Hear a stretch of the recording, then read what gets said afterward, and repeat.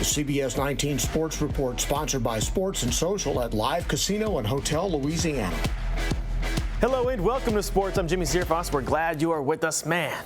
What a week 6 it was. And, you know, we say it every time, but how is it possible to be this deep into the season, man? It's going too fast. And now we're starting to talk about contenders and pretenders. I sat down with someone who's forgotten more about East Texas football than I could possibly even know. Brandon Ogden of the Tyler paper sat down with me to talk about that very subject. And come on, let's get the easy ones out of the way here on the contender side of things, like Carthage. I mean, duh. Come on now. Kilgore, duh. We knew these guys weren't just contenders. They should be competing for state championships. Those are the kind of expectations that these guys have. But there's one more that belongs up in these upper echelon of teams that we haven't talked about quite yet.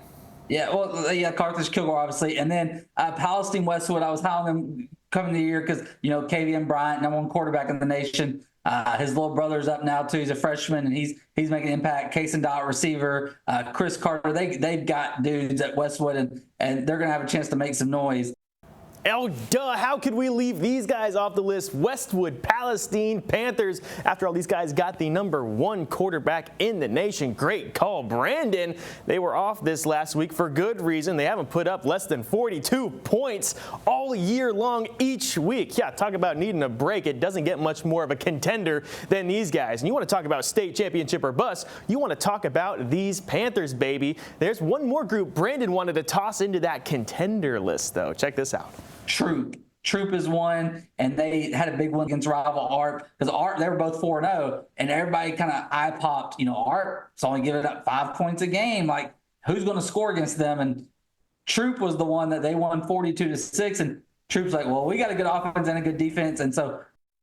How about them Troup Tigers, baby? Getting the Ogden stamp of approval. They are contenders. And honestly, I see why. Tigers were roaring loud all season long. Brandon's got them right up there after beating ARP, really showing that they can hang with any good football team. We agree of that version of that ARP team is a good squad for right now.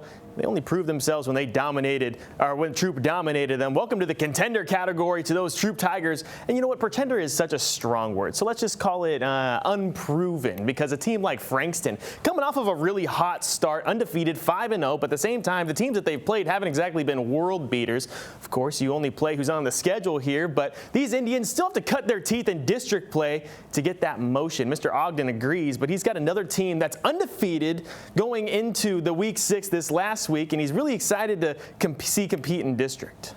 Elysian Fields is one. I got to see them live a couple weeks ago. I went to their game against Hawkins, and I was really impressed with them. And they got a big one in a couple weeks against Wascom, and that's the one where if they beat Wascom, then everybody is going to be talking about.